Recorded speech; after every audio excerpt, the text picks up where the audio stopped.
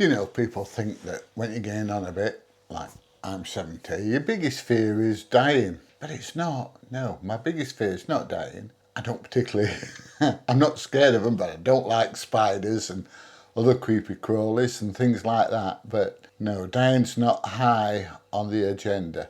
There are other things that I'm worried about more than actually meeting the Grim Reaper. So what am I worried about? I'm worried about losing my independence, not being an individual that can look after myself. I'm worried about not being able to drive anymore. I'm worried about people having to look after me. People, I'm worried about not being able to do things for myself. Just simple things like make a cup of coffee, cook a meal, do my washing, get out of bed, get into bed, have a shower. These are the things I'm worried about not being able to do. Once I'm dead, it won't make any difference, will it? I don't need a cup of coffee or something to eat or a shower because I'll be dead. But it's the build up to that death that actually worries me more than anything. I'm worried about losing loved ones. Tomorrow I'm going down to South London to meet my cousin and everything for my Uncle Jim's funeral. Now, me and my Uncle Jim, even though we didn't see each other a lot, we're very, very close. He is my last elderly relative, making me the oldest one in the family now. And this does worry me about losing family members. I worry about what could happen to my kids, my grandkids, my wife, Mrs. PJ. Both her parents died of cancer, and Mrs. PJ's had a bout of cancer herself. Now, fortunately, touch wood, she's cured and everything's okay now. But it's still a worry that it can come back to her. Do I worry about cancer myself? No, not really. If it happens, it happens. I'm worried about the slow decline in my health.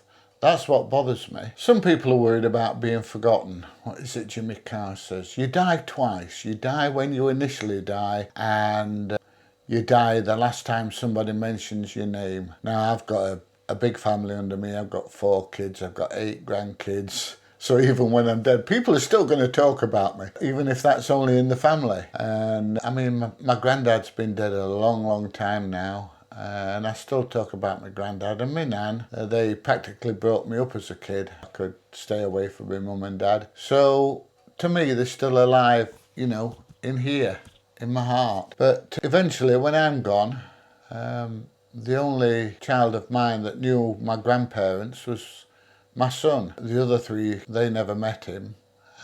But even so, my lad wasn't particularly old when my granddad passed away. He'd probably be about 7, 8-ish. I know he still remembers me nan and granddad, but being forgotten, that's one reason to make YouTube videos. There you go. Some people fear loneliness in elderly life, in the later years. Personally, I don't think that's anything I need to worry about because we're a very close family and my kids are wonderful, and I knew if anything happened to Mrs. PJ and I were on my own, they'd help me and they'd look after me.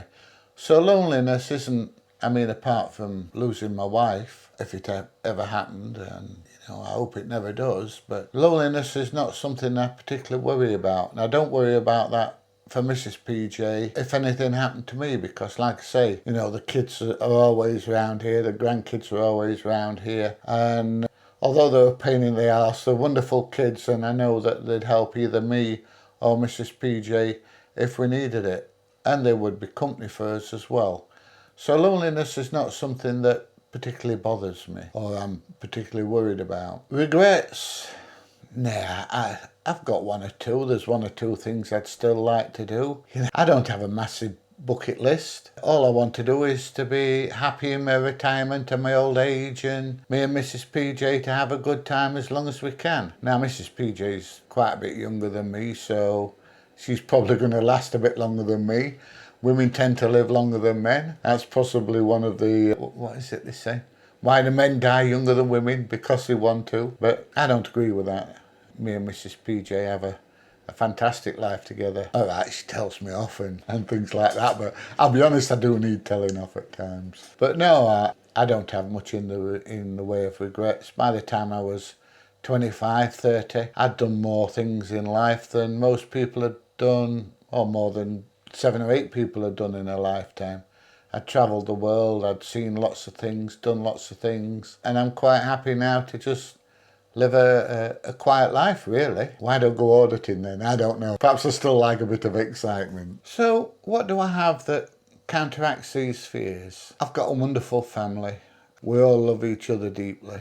We all spend lots of time together. Even my daughter that lives in Durham, you know, we speak, if not every day, every other day. Either we go up there or she comes down here, and I love to see the grandkids that live up in Durham, and they love to come down here. They pull up outside the house and they're shouting, "Nana, Grandad, Nana, Grandad," as soon as they pull up outside. So, yeah. And I've got hobbies like making YouTube videos and taking the dogs out. The dogs drive me crazy at times, but, you know, if they didn't, who would have them?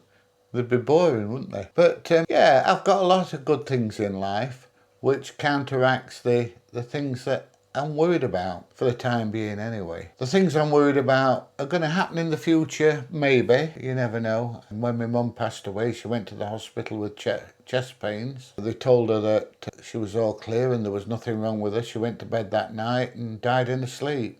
She had an aneurysm. My dad had a long, slow decline. It was painful to watch him, and I often said to Sarah, you know, if ever I get like that, shoot me in the bloody head or give me a big bottle of tablets or something like that. I don't want to go like my dad did. Okay, he was pretty sharp up here until the last few weeks, but physically he was a wreck. And that's one of the reasons why I try and do plenty of exercise and try and keep myself fit, which my dad didn't. My dad used to just give up when my mum died, just sat there in front of the telly and gave his life away, really. I mean, I know it lasted till he was 93, but I'm determined I'm not going to do that. So I'm trying to allay the fears that I've got about ill health and things like that by doing something about it. I would like to know what other people are afraid of, whether they're afraid of, you know, losing the faculties, losing the mind, losing the physical health. Just leave a note in the comments below and tell me the things that you're worried about.